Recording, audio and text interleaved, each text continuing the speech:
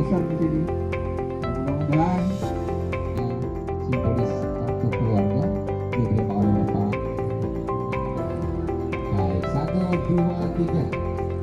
Jadi 1, 2, 3. Sembako ini juga atas saran masukan dari Bapak Presiden untuk diberikan sembako kepada Bapak Ibu keluarga penerima manfaat, paling tidak mengurangi yang namanya angka kemiskinan ekstrim yang ada di Palembang.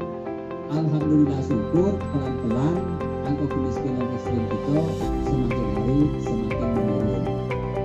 Pertanyaan kedua, ini yang mau dimancing. Sebut ke 10 macam ikan yang ada di Sungai Musi.